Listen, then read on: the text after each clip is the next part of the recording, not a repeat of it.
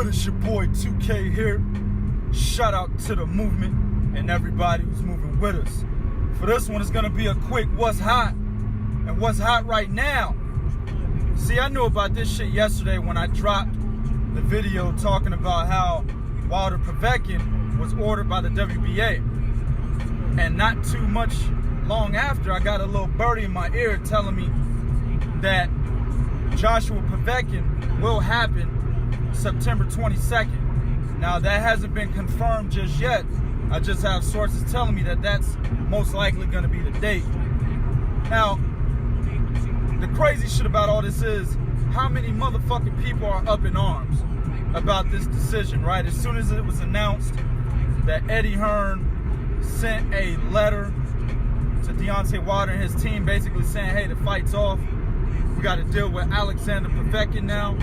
Motherfuckers is up in arms, pointing fingers all over the place. And this is why I say, man, you should fuck with Three Kings and fuck with my channel, man. Look, man, I told y'all back in April, but this is my fault. And while I'm doing this video, let me offer this formal apology real quick. You know what I'm saying? I don't drop as much content as I should. I know about a lot of shit that's going on. You know what I'm saying? Being involved in the media the way that I am. I hate the shit, but it is what it is. It's what my business entails. You know, being the co-owner of Three Kings Boxing. That's what it entails, man. And I get a lot of information, but I don't drop videos just because I got a lot of the shit taking up my time. So while this Mob Deep Hell on Earth shit, you little niggas don't know nothing about that, plays in the background, you know what I'm saying? Let me go ahead and give y'all that apology. Let me focus on trying to get you cats more content on my channel. You know what I'm saying? Because I see a lot of people still running around here uninformed and getting involved in it. He said, she said, this fight is ducking, that fight is ducking. Look, man, I respect everybody's opinion. You know what I'm saying? I don't beef with nobody, man. I'm all about action. I don't do this over the social media shit. If I get into it with a motherfucker, I'm looking to throw hands. You know what I'm saying? I don't get into, I'm gonna make this video about you and talk shit about, nah, man, I don't do all that. Alright? But I will disagree with people all over social media from time to time, even my constituents. You know what I'm saying? And there's a lot of people out there that believe that Deontay Wilder is ducking Anthony Joshua, and there's a lot of people that believe AJ's ducking Deontay Wilder. Listen, I told you cats in April, this was all a fucking ploy to better marinate this big ass fight. And to prove my theory correct, Eddie Hearn has been dropping hints this entire time. Remember in the beginning when the negotiations started back in April, he said, hey, we may get this fight this year, but it would be better if we could marinate it for next year. And he said that multiple times until finally the fans' intrigue was peaked to the point where they started to believe, hell, this fight could happen this year. You see what I'm saying? Also, I mentioned to you cats that Andre Ryabinski, Alexander Povetkin's promoter, a very powerful entity in the sport, right, pretty much gets his way whenever the fuck he wants it. That's why Alexander Povetkin even became the fucking mandatory of the WBA after only defeating Johan Duhaupas, right, after failing a second drug test. You know what I'm saying? Motherfucker got suspended by the WBC, but then the WBA months later was like, we'll reinstate him. And then not only will we reinstate him, he'll be number one, right? That's Andre Ryabinski, people. So I told y'all this motherfucker came out in April and said, yo, y'all hear all that bullshit about a possible Wilder Joshua fight? Real talk, my guy's next. Alexander Povetkin, he fight next. He fighting Anthony Joshua next. He said this. So with that said, he even dropped a little hint almost 3 months ago that you weren't gonna get the mega fight that you want this year. Even in the letter that Eddie Hearn mentioned or sent to Wilder's team, he's mentioning that the fight will not happen this year. He doesn't say it won't happen ever. this is another thing I keep trying to tell people. The fight is going to happen just next year. And I've been telling you cats this shit since the beginning, since April, that we will either get the fight at the end of this year or next year, but I'm leaning on next year. This is what I've consistently said. But again, it's my fault because I don't put out enough content to keep you cats informed. And you know how people work. You can tell them one thing, and months later, you got to keep reminding them to keep reminding them, hey, this is how it really is. And that's what I failed to do. So that's my fault. I apologize to everybody that's following me. I will try to get more content up like I used to do. Put content up all the time to keep everybody informed. All right? So as of right now, like I said, there's a possibility the fight is September 22nd. That's going to be the weekend after Canelo Golovkin, which is initially what Eddie Hearn mentioned when he offered the counter-offer to Deontay Wilder's 39-pound offer to Anthony Joshua, which is the offer that Wilder ultimately orally agreed to, right? When he offered that, he also mentioned in the same interview that he is negotiating with Alexander Povetkin, and that if a Wilder fight happens, we most likely won't have it in September because of the weekend of Canelo Golovkin. Of course, a fight of that magnitude, they don't want it within the same, time frame as Canelo Golovkin. That's their month. They're gonna want it a little bit later. But Joshua Povetkin, they can do that shit the next weekend, no problem. You know what I'm saying? I mean, they can still do it with Wilder Joshua, but they kind of want more of the attention on their fight, more time to promote it, to market it, and to do it next year or December would have been a better situation where they could market the fight. You know what I'm saying? And the attention would be on Joshua Wilder. December or next March would be their month. You see what I'm saying? So, but he could do that with Povetkin Joshua because you can only fucking market that fight so much, right? Russians are gonna be really intrigued in that fight already. Americans not so much. The UK is behind Joshua no matter what. Motherfucker fight, you know what I'm saying, Ben Affleck in his next fight, they still gonna be behind Anthony Joshua, so it don't matter. So it is what it is in that situation. But I told y'all, man, nobody should be surprised if they fuck with 2K and 3 Kings. You shouldn't be surprised. But it is what it is. Now, on the Deontay Wilder side, of course, I've been telling y'all he's been negotiating with fucking Dominic Brazil. That fight is most likely gonna happen next for him. And of course, recently, Tyson Fury has come out talking shit, saying that he'll fight Deontay Wilder next. He said, man, send the contract over, I'll sign it in 3 minutes. I'll show you how to sign a contract in 3 minutes. He also came out and said that Anthony Joshua is afraid of Deontay Wilder, which I don't believe. I don't believe that one bit. I think, like I said, the promoters on both sides were milking the intrigue of the fans. The same shit that Oscar De La Hoya did with Canelo Triple G. Actually, Oscar De La Hoya and Tom Loeffler did it. Tom Loeffler's not devoid of any scrutiny in that situation, because both De La Hoya and Loeffler came out and said there was no fight. Then 15 minutes later, there's a fight, milking the intrigue of the fans, right? And that's exactly what they're doing with the Joshua Wilder fight. But anyway, so that's why I don't believe Joshua's afraid of Wilder. But one thing I will say again, Tyson Fury is just trying to get his name out there. I said this in the last video. I don't believe a Tyson Fury fight happens next for Deontay Wilder, simply because, one, like I said, he's been negotiating with Dominic Brazil since April as a backup fight, just in case Joshua Wilder didn't happen. But I thought that was going to be the primary fight this whole time. Second,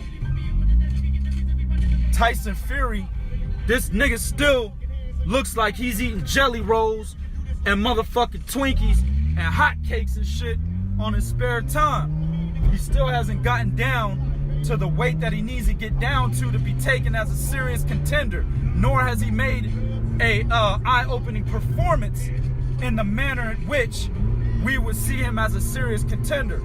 That Sefer Safari bullshit, where there's a fight that breaks out in the crowd and he literally stops. He tells Sefer Safari, like, Hey, bro, hold up, nigga. Hey, there's a fight over here, bro. Let me look at this shit. And his attention is on the fight, while Sept is not even throwing a punch. He's just looking at him. So I think, in all honesty, I think the Tyson Fury-Sept Seferi fight was fixed. You know what I'm saying? Just look at the fucking build up to the fight. You know, you got Tyson Fury holding a nigga like he's a kid and shit at the weigh-in. You know, at the media workout, Seferi gets into the ring and Tyson Fury is in there in his drawers and shit, and they're over there joking around. I mean, I would never joke with another nigga while he's in his motherfucking drawers. You know what I'm saying? But they're in there playing around. You know what I'm saying? Then you got, before the fight happens, they're in the ring, Tyson Fury kisses this nigga. I mean, the fight was a fucking circus show from the beginning. You know what I'm saying? So I think that fight was fixed. But anyway, he's not looking, I don't think Tyson Fury takes a fight with Deontay Wilder when that was his only fight back after a 3-year layoff, right? I've already mentioned how his promoter, Frank Warren, is known as his promotional company is known as the protective custody of fucking boxing. You know what I'm saying? I mentioned fighters that he's protected in the past, right? Joe Calzaghe, Terry Flanagan, right? He's protected a lot of boxers. He's going to protect one of his biggest investments, probably arguably the biggest investment in Tyson Fury, because he also has Billy Joe Saunders. I don't think Sanders is as big as Tyson Fury, right? So he's definitely going to protect him. Look for Tyson Fury to get at least 2 or 3 more fights before he even thinks about a top contender at heavyweight, simply because, number 1, he's already said that shit himself. Number 2, Frank Warren's already said that shit himself. And number 3, that makes business fucking sense. So everybody getting all, you know, happy and excited about what Tyson Fury dropped earlier today on social media. I'm telling you, cats, man, that fight is not happening next. And if there's a possibility that it can, like I said, boxing has done a lot of strange shit in the past, but I'm willing to bet that fucking fight does not happen next. And understand, Wilder's looking for a fight now, like September, October. He's looking for a fight then. Tyson Fury's not ready for that fight in the next 2-3 months. Come on now, people. So, like I told y'all, man, look for that Alexander Povetkin Anthony Joshua fight, possibly September 22nd. And also keep looking, man, on my channel. I'm gonna drop more content for y'all, man. I'm gonna make that as a promise to you cats. Let's move to the next topic. And this will be for informational purposes only, of course. Artur Beterbiev, the IBF light heavyweight champion, is confirmed to be fighting Callum Johnson, undefeated fighter. I believe Callum Johnson is what, 17-0 with 12 knockouts. Point is, he's undefeated, but he's supposed to be fighting that cat October 6th. Now, there's a whole lot of scrutiny that comes behind Artur Beterbiev, specifically the fact that he's not fighting Adonis Stevenson in the past. A lot of people felt that he ducked Adonis Stevenson. But then there's been news that Artur Beterbiev is in a promotional dispute with Yvon Michel, who is also the promoter, Canadian promoter for Adonis Stevenson. So I think that had a lot to deal with why he wasn't in the ring with Adonis Stevenson when a lot of people wanted him to be. And that promotional situation is still happening to this day. You know what I'm saying? I think Artur Beterbiev is appealing it, if I'm not mistaken. But Callum Johnson, man, look, this should be easy work. Just to give y'all a little background on Johnson. He last fought Frank Buglioni in March of this year. Now, Callum Johnson, I believe it was 15 out of his 17 fights. This motherfucker weighed in as a cruiserweight. You know what I'm saying? So 2 out of his 17 fights, he's only weighed in as a light heavyweight, right? Frank Buglioni is a small light heavyweight. Actually, 2 of his losses were at super middleweight. So when he beat... Quick interlude. I fucked up and said the kid's name was Jose Grant. It's Jose Burton, who is at one point a highly touted prospect in the UK, and recently he's been in the news talking shit about Anthony Yard, a fight in which he gets knocked the fuck out, smooth clean out. But anyway, when Frank Buglioni beat him, it was like a fight in which he shouldn't have actually won. He should have gotten dusted. He was supposed to be lamb to the slaughter, right? But when he won that fight, I believe he was like the Commonwealth champion or some shit like that. I can't remember what domestic level belt he got. But it opened up a new opportunity for Frank Buglioni to possibly have a title shot, a world title shot. But he had to get past Callum Johnson. Now, in that fight, Callum Johnson just ran him over, took his shots in order to get his shots in, ran him over, knocked him out in the first round. But against a guy like Artur Beterbiev, who's much more calculated than a fucking domestic level Frank Buglioni, he ain't gonna be able to run into those big shots like that. Plus, he's gonna be fighting a guy who actually is as big as him. You know, Artur Beterbiev has also weighed in as a cruiserweight a few times in his short career, right? And I believe Beterbiev is 12-0 with 12 knockouts. He has a perfect record. So Callum Johnson can't run into shots like that. But unfortunately for him, that's how he fights. So I see Beterbiev knocking this kid out, possibly within 5 rounds, you know what I'm saying? But I will say this, Beterbiev's last fight, he didn't look too good. He went 12 rounds with a guy who'd already lost, and I believe had been knocked out previously. Dude was from Germany, I believe. And he was a boxer. He wasn't a big puncher. I think he had like 20 wins and 6 KOs. Don't quote me, but it's something to that effect, right?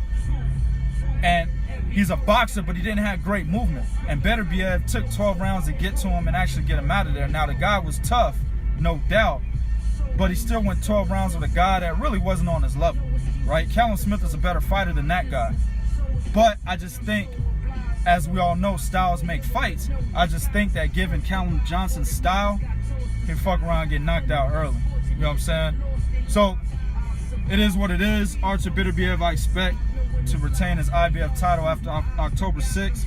And hopefully, man, he can get in there with an Alexander Gvozdyk, who is ironically the mandatory for Adonis Stevenson. That's going to be a decent fight. I believe Gvozdyk defeats Adonis Stevenson if Stevenson actually faces his fucking mandatory for once, right? I believe Gvozdyk defeats him. You know, you got Sergey Kovalev there. You got a lot of good fighters at 175, man. So we'll see where Beterbiev goes after October 6th. All right, YouTube, do what you do in the comment section. Let me know what you think about these topics, but be real. This is real talk for real fans. 1.